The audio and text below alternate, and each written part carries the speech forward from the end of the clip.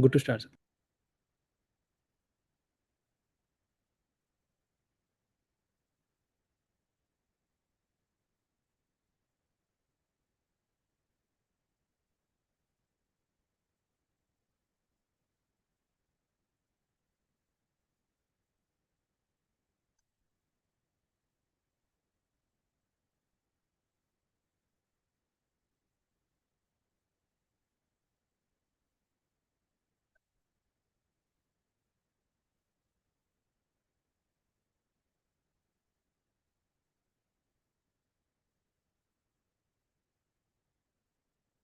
All right.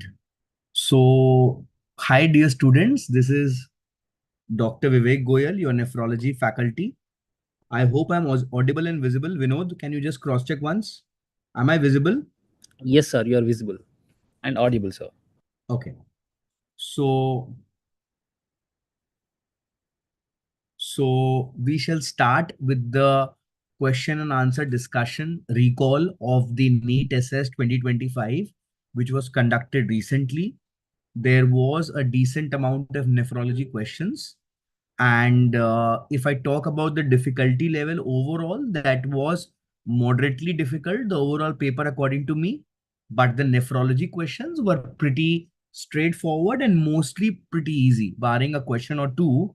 Most of the students gave me the review that most of the students could answer most of the questions. Now, the first question was hematuria, and see, these are recall based questions. Of course, the exact language may not be the same as it appeared in your paper. What I have gathered from the recall by the students, I have formulated them, but the basic crux or the concept shall remain the same. So isomorphic RBCs mean glomerular disease, dysmorphic RBCs means glomerular disease, dysmorphic RBC mean tubular disease, or isomorphic RBC means tubular disease. So basically, the main crux of the matter was that dysmorphic RBC are a pathognomonic sign of glomerular disease. We know that these RBCs, when they pass through the glomerular filtration barrier and they pass through the acidic milieu, of the tubule after having passed through the glomerulus, it leads to a dysmorphic shape of the RBCs, which is very, very significant of glomerulonephritis. Now, the next question was again a question that has been repeated on and off about the investigations of renal artery stenosis. So, which is the most specific, which is the most sensitive, which is the gold standard? I have discussed it time and again. I have given you the keywords. I will discuss it once again. So Doppler ultrasound has highest specificity. Of course not. It is a highly sensitive ultrasound. It is a highly sensitive ultrasound. It is an investigation to rule out if it's a negative Doppler ultrasound, you can rule out a you can rule out a renal artery stenosis, but it is not very specific. The gold standard is conventional angiogram, which is very, very true. CT with reconstruction confers lower radiation than conventional CT angiogram, which is wrong.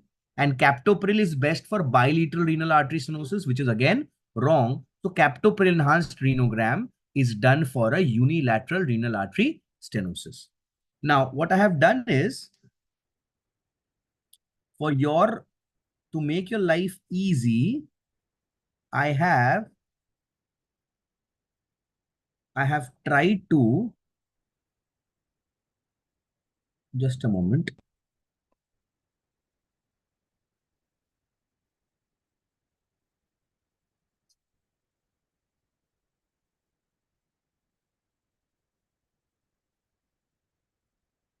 Yeah.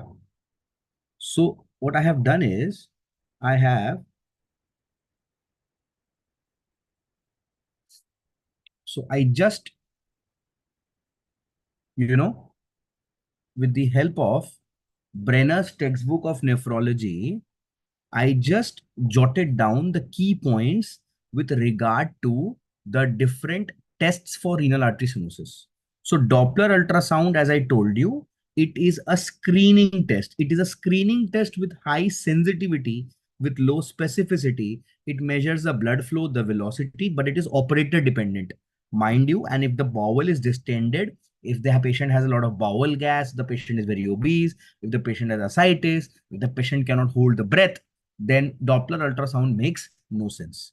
Coming to CT angiogram, it's a contrast angiogram. So you have a nephrotoxic agent and iodinated contrast. So in a patient of chronic kidney disease or a patient of AKI, you've got to be very, very cautious. But it has a very high accuracy for main artery stenosis, mind you. Coming to MR angiogram. Now, MR angiogram, of course, if you give a contrast, then you may have to give a gadolinium. Otherwise, MR angiogram may not require an angiogram, may not require a gadolinium also. It is useful on CKD, but if you give gadolinium, there is a risk of NSF. Please remember that. Now, captopril enhanced renogram. This is basically before and after an ACE inhibitor. Shows functional significance in unilateral renal artery stenosis, but it has a low sensitivity and it is outdated. Invasive angiogram is the gold standard. You can directly visualize the contrast, and definitive diagnosis is given. It also allows the angioplasty. It is invasive, of course, but there is a risk of cholesterol embolization, and as it is with a conventional angiogram. Now, some students are mentioning in the chat box that the answer was duplex ultrasound has the highest sensitivity for screening. So if that was the option, that would be the answer. That would be the answer. Maybe the recall option is not correct. That is fine about you. That is fine. So what is given in Brenner's, the first line was actually given. So if it is the best screening test, if that was the option given, then that should be the answer. Don't you worry about that. That is why I'm discussing the entire topic, my dear students. Next is the plasma renin activity. It is again supportive, which is measures the systemic renin. You have renal vein sampling, that is again of historic interest, and the functional imaging. It is again for the kidney viability. Okay. All right. So the question was, if it was about the screening test, if the question was about the screening test, or if the question was about the sensitivity of the test, then no doubt answer will be the Doppler ultrasound. The answer will be the Doppler ultrasound. Please don't get confused and do not get so confused. If the option was about the screening test, if the option was the first investigation, answer has to be about then the answer will be Doppler ultrasound. But the question, if it was the gold standard, answer will be conventional angiogram. Am I clear? So if the question was Doppler as a screening test, then mark this. If this is not there, then what the statement I got, number 2, would be correct. Am I clear? Am I clear? Next. So a patient had a raised bilirubin and an INR of 1.8, and you wanted to do a kidney biopsy. So many patients were confused whether many students were confused whether it was on a liver biopsy or it was on a kidney biopsy. You can type in your chat boxes your responses. But whatever biopsy, both biopsies in a patient of coagulopathy with thrombocytopenia or with a high bleeding risk, you always go for a transjugular biopsy and not a percutaneous biopsy. That's it. You always go for a transjugular biopsy and you will go for not a percutaneous biopsy. Okay, the question was on liver biopsy. That was fine. That was fine. All right.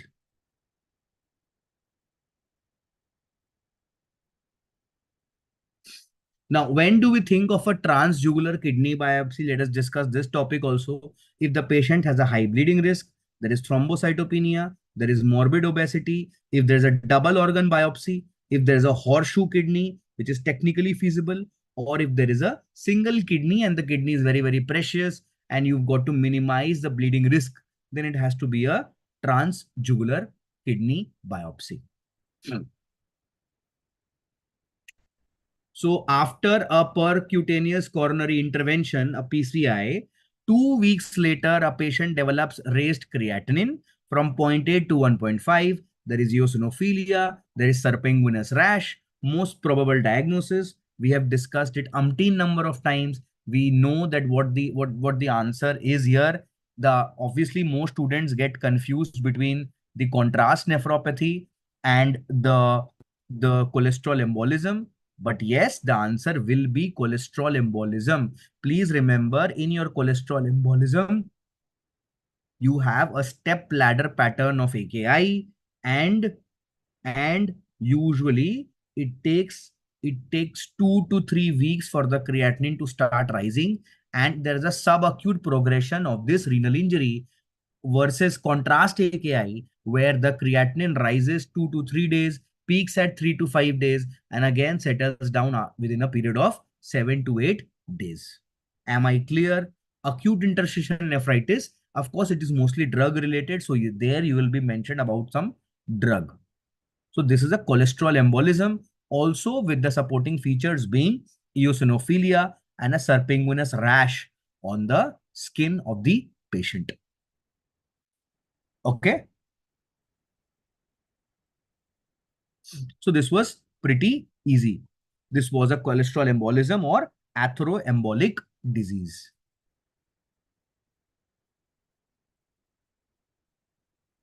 Now, there was a question where anion gap was mentioned high.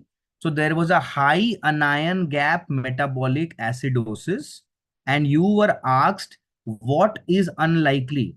I could only manage 3 options, but among the 3 options, it was very easy. So we know that ethylene glycol and methanol poisoning causes a high anion gap metabolic acidosis, but not lithium.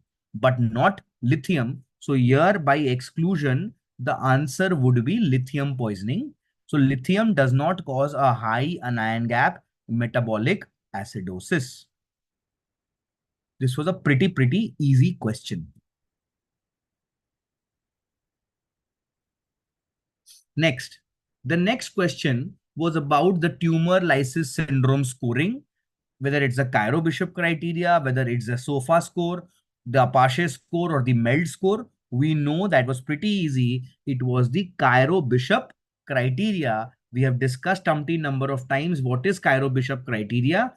The Cairo-Bishop laboratory criteria is where the uric acid is more than 8 milligram per deciliter or 25% increase from the baseline. Potassium is more than 6, phosphorus more than 4.5, calcium less than 7. And out of these 4 biochemical criteria, if more than equal to 2 are present, that is indicative of tumor lysis syndrome. And there is a clinical TLS also. If there's a creatinine more than 1.5 times the upper normal limit, there are cardiac arrhythmias or sudden death, or there is a seizure. Out of this is one is present on the background, of course, then you will be you will be dealing with a tumor lysis syndrome. All right. So this is the Cairo-Bishop criteria.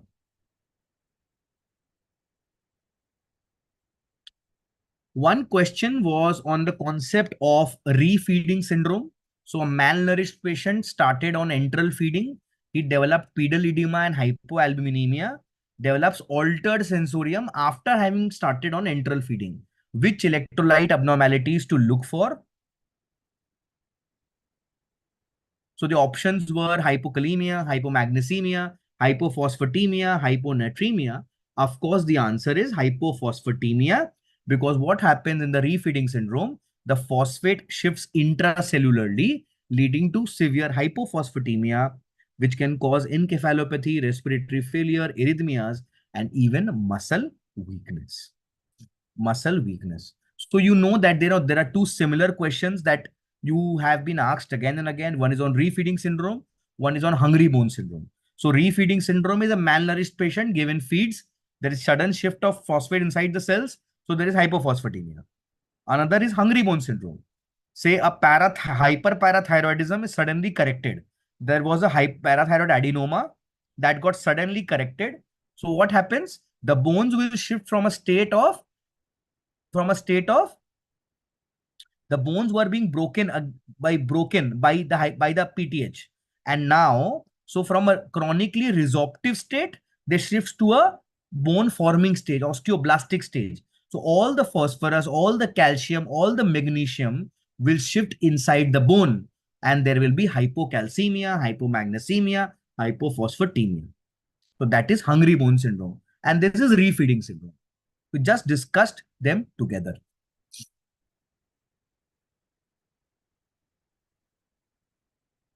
Now, next question was on ANCA vasculitis. So you have a young male with proteinuria, hematuria, RBC casts. So there is a glomerulonephritis happening where there is active sediment in the urine in the form of RBCs, RBC casts, and severe proteinuria. There is bilateral lung nodules, and the creatinine is also rising. So this is a case of pulmonary renal syndrome, most probably due to a vasculitis. Most probably it could be an ANCA vasculitis. It could be also be a lupus vasculitis. Okay. Even a lupus vasculitis can have bilateral lung nodules. Obviously, ANCA vasculitis can have bilateral lung nodules and a RPGN type of a presentation. Am I clear? Now, what is the option? Again, there might be some options which you might be differing with. You're most welcome to give your inputs. Options was you'll give a methylprednisolone pulse followed by oral prednisolone and cyclophosphamide. You will give only avacopan for induction, which is absolutely wrong. It's an add-on therapy. It's a steroid-sparing therapy. Rituximab plus oral glucocorticoids and prednisolone plus methotrexate. Now, whatever the controversy can be between 1 and 3. Yes. So many students were saying, sir, if this is a GPA or a C ANCA positive, then what will I do?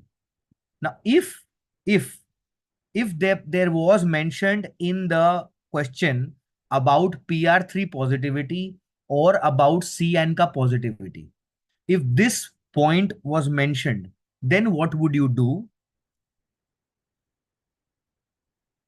So there are some students who are differing with the option. Some students say there was no mention of oral prednisolone, no mention of, so basically, let me figure it down to bottom it down to this part. If there was a mention of PR3 ANCA positivity and this presentation was given, then you can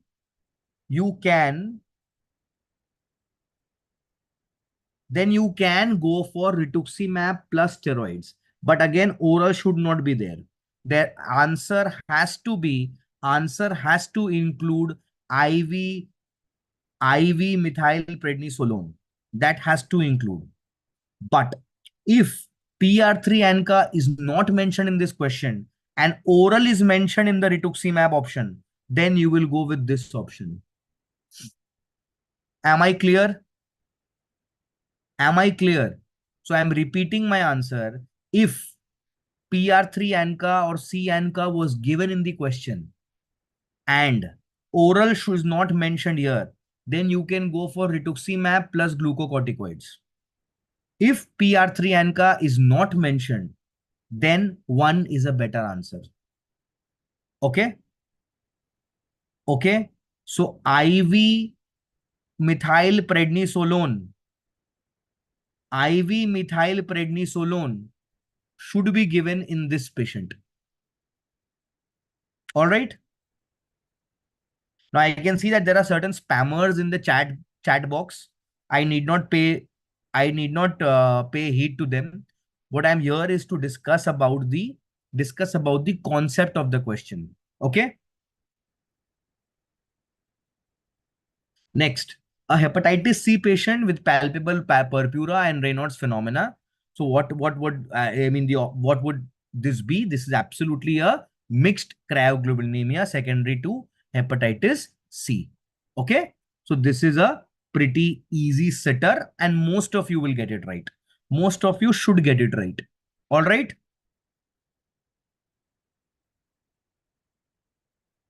Okay.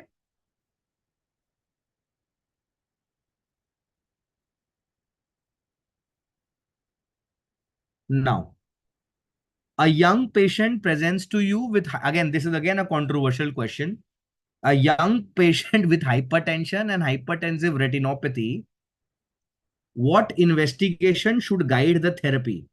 Now, whenever you have a young patient with hypertension and hypertensive retinopathy, what investigation should guide the therapy? Here, the answer, again, the answer should be C, serum aldosterone, renal artery Doppler, or renal biopsy. These will help you understand the etiology of the secondary hypertension, but they will not help you guide the therapy. The therapy will be guided by the presence of end organ damage like urine proteinuria quantification. Because if there is albuminuria significantly present in this patient, then the drug of choice to treat hypertension in this patient becomes ACE inhibitor ARB. Am I clear? So out of these options, if you are asked to say that which option helps you to guide therapy in this patient, the answer will be urine proteinuria, because aldosterone levels or say, I mean, Doppler or kidney biopsy will help you understand the etiological classification, but not the therapeutic implication. So the answer here will be urine proteinuria quantification.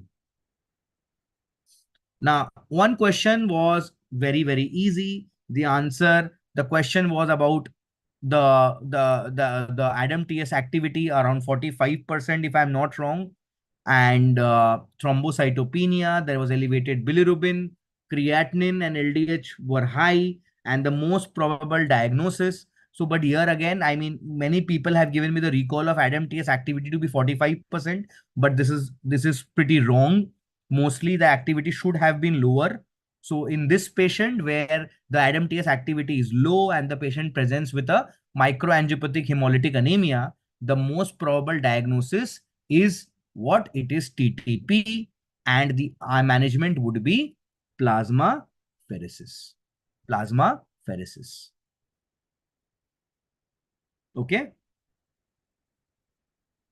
And the last question was least common cause of pain in ADPKD.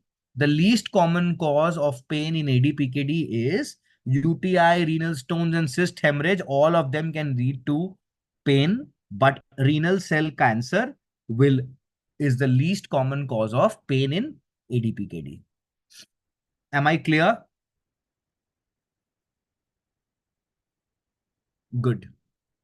So these are the questions. These are the questions. I see that many of you are not agreeing with the recall, but the sad part is when y'all are asked to give me the recall, then I mean, many people did not give it to me. And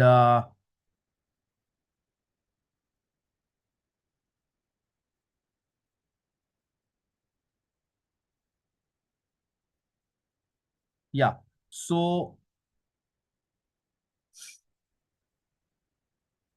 if there is any discrepancy with regard to the option or to the questions, I mean, it is most welcome for you guys to send it to me, and I will clarify it for sure. Okay. I will clarify it for sure.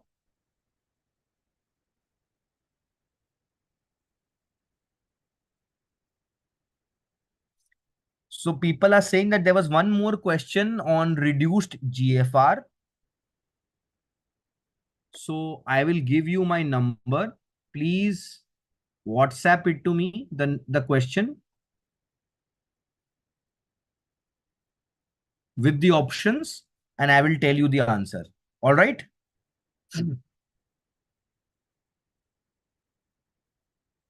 All right.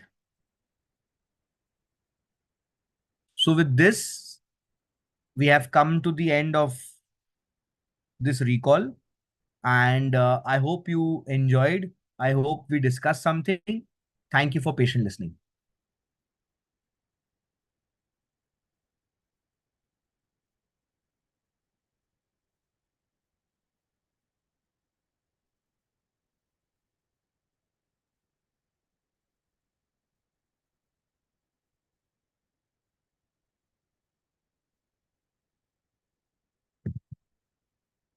Thank you, sir.